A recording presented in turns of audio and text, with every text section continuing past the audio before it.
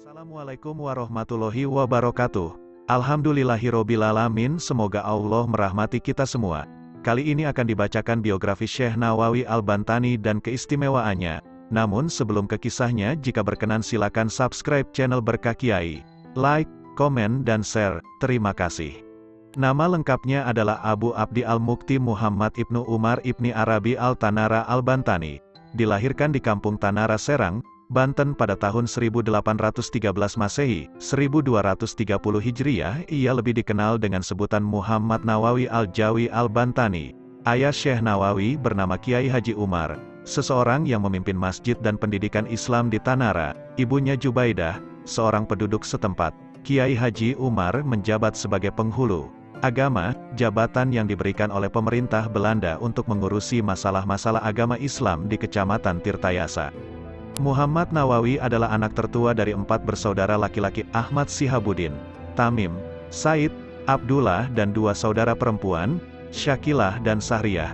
Dilihat dari silsilah keluarganya, Nawawi dipandang sebagai keturunan Maulana Hasanuddin, Sultan Banten dari putra Syarif Hidayatullah, satu dari 9 ulama, dikenal sebagai Wali Songo, yang menyebarkan Islam di Tanah Jawa. Bahkan silsilah beliau sampai kepada Nabi Muhammad Shallallahu Alaihi Wasallam, melalui cucunya Sayyidina Husain putra dari pasangan Ali bin Abi Thalib dan Fatimah Al-Zahra. Ketika kanak-kanak, ia belajar membaca Al-Quran dan menulis huruf Arab, serta pengetahuan dasar tentang fikih kepada ayahnya, Kiai Umar. Ketika beranjak remaja, ia diantar orang tuanya untuk mengaji kepada seorang ulama yang sangat alim dan kesohor saat itu, Kiai Sahal di Serang dan Kiai Haji Yusuf di Purwakarta. Ketika usianya menginjak 15 tahun, ia berangkat ke Mekah untuk melanjutkan pelajaran dan tinggal di sana selama 3 tahun. Setelah hafal Al-Quran dan menguasai pengetahuan dasar bahasa Arab, ilmu kalam, mantik, hadis, tafsir dan fikih, ia kembali ke kampung halamannya. Di sana ia mengajar dan membimbing para santri yang antusias mengikuti pengajarannya.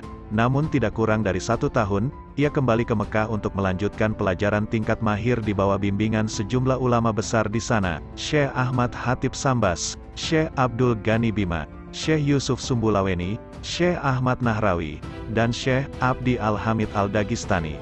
Syekh Nawawi adalah ulama Nusantara dari Banten yang memilih tinggal hidup dan menetap di tanah kelahiran baginda Rasulullah yang menjadi dambaan para umatnya. Syekh Nawawi wafat pada tanggal 25 Syawal tahun 1314 Hijriah, 1879 Masehi di Makkah Al-Mukarramah di usia beliau yang 84 tahun.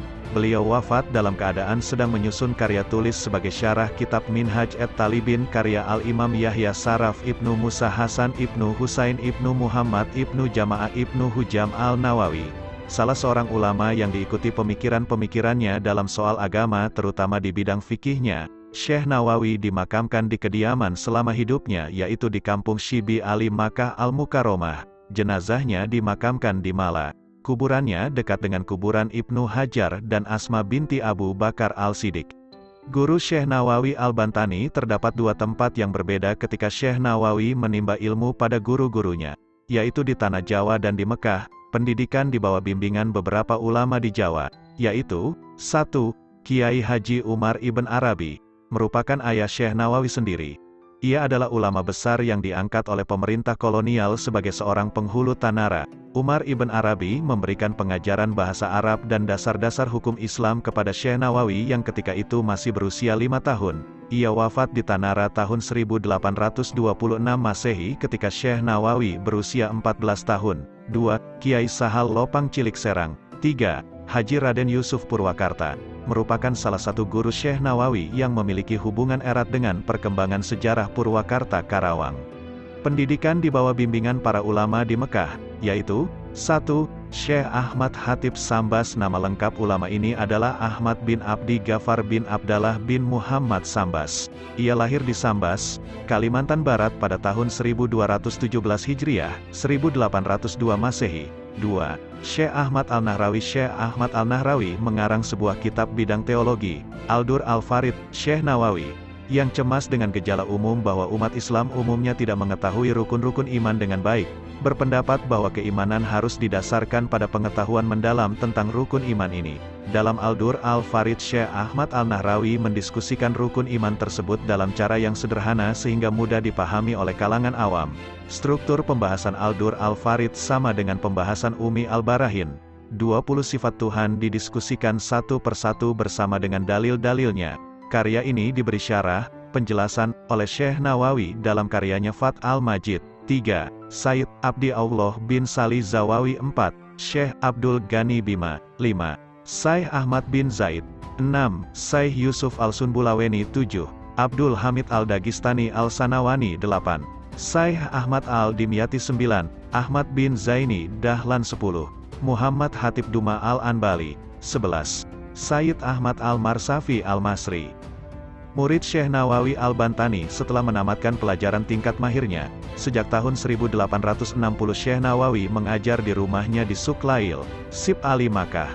Murid-muridnya berasal tidak hanya dari Banten tetapi dari seluruh Nusantara. Di antara murid-muridnya yang dari Indonesia adalah yang kemudian jadi ulama besar di tanah air.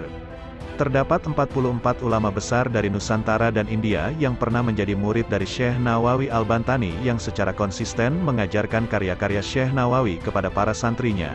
30 diantaranya berasal dari Banten, 7 orang dari Jawa Barat, Haji Zain Al-Mutakin, Kadu Gede, Kuningan, Haji Arsyad bin Kiai Condong, Tasikmalaya, Haji Muhammad Salih, Awipari Manonjaya, Haji Hasan Alami Sukapakir, Bandung, Haji Halil, Lembur Tengah, Cianjur, Haji Muhammad Salih, Cimahi, Sukabumi, dan Haji Hasan Mustafa, Garut. 2 orang santrinya yang kemudian jadi ulama besar di Jawa Timur, Kiai Haji Hashim Asy'ari dan Syekh Mahfuz Tremas. 2 orang dari Jawa Tengah, Kiai Haji Raden Asnawi Kudus dan Kiai Haji Saleh Darat. 1 dari Madura, Kiai Haji Halil Bangkalan, dan 1 dari India, Syekh Abdi Al-Sattar Al-Dihwali. Wafat 1355 per 1936, tentu saja tidak terhitung ratusan murid-murid lainnya yang berkiprah menjadi ulama di berbagai daerah di Nusantara dan Banten, yang nama dan kiprahnya tidak banyak diketahui hanya karena kelangkaan ulasan dan kajian komprehensif. Keistimewaan Syekh Nawawi Al-Bantani dari semua ulama Banten yang tinggal dan mengajar di Mekah sejak Syekh Yusuf Al-Makassari. Syekh Nawawi dipandang sebagai salah seorang ulama Banten terbesar yang pernah ada. Selain dijuluki sebagai salah seorang ulama Nusantara paling produktif, ia juga sebagai salah satu mata rantai autoritatif dalam transmisi ilmu-ilmu keislaman tradisional dari ulama-ulama Timur Tengah. Menurut kesaksian Snouk Hurgronje, Syekh Nawawi adalah salah seorang ulama besar di Mekah yang tidak memberikan pelajaran di Masjidil Haram, karena sifat ketawaduannya dan sekaligus juga karena sifatnya yang sederhana. Ketika mengajar santri-santrinya, ketika beliau ditanya Snouk Hurgronje tentang mengapa tidak memberikan pengajaran di Masjidil Haram, Syekh Nawawi menjawab kesederhanaan pakaian dan penampilan luarnya tidak setara dengan penampilan para guru besar bangsa Arab yang mengajar di Masjidil Haram. Karena sifat tawadunya ini, Snouk Hurgronje mendengar pengakuan ulama besar ini bahwa beliau hanyalah debu di kaki para penuntut ilmu. Bila dalam diskusi dan obrolan, Syekh Nawawi lebih suka mendengar dan tidak pernah mendominasi pembicaraan dan diskusi. Dalam sesi-sesi ilmiah, ia tidak akan mengungkapkan gagasan dan pendapat kecuali ditanya. Kesederhanaannya dalam berpakaian dan sifatnya yang sangat tawadu membuatnya sangat istimewa di kalangan orang-orang Nusantara. Ia sangat harismatik. Snouk Hurgronje melaporkan bahwa hampir semua orang dari Nusantara mencium tangan dan menyalami ulama besar ini dengan penuh ta'zim sebagai tanda penghormatan terhadap ilmu pengetahuan agamanya. Karya-karya Syekh Nawawi Al-Bantani. Syekh Nawawi Al-Bantani adalah salah satu tokoh ulama abad ke-19 dari Nusantara yang produktif dalam menghasilkan sebuah karya. Karya-karya Syekh Nawawi dijadikan bahan kajian dan diskusi ilmiah di berbagai lembaga. Syekh Nawawi menulis 40 karya yang semuanya ditulis dalam bahasa Arab. 40 karya tulisnya mendiskusikan hampir semua aspek ajaran Islam, tata bahasa Arab, fikih, usyul fikih, teologi, tasawuf, tafsir, hadis, dan lain-lain. Wajar jika seorang orientalis Belanda paling terkenal di zamannya menjuluki Syekh Nawawi sebagai seorang yang paling alim dari Indonesia dan paling produktif. Akan tetapi karya-karya Syekh Nawawi yang telah mendapat pengakuan secara umum, baik pengakuan dari Muslim dan non-Muslim, dan mereka telah mempublikasikannya secara umum pada tahun 1859 Masehi di Mesir sebanyak 14 kitab. Di antara non-Muslim, seorang Kristen Mesir, Yusuf Alian Sarkis telah mengakui karya-karya Nawawi Al-Bantani sebanyak 30 judul buku. Tetapi menurut para peneliti Syekh Nawawi, karya beliau tidak kurang lebih dari 100 judul kitab.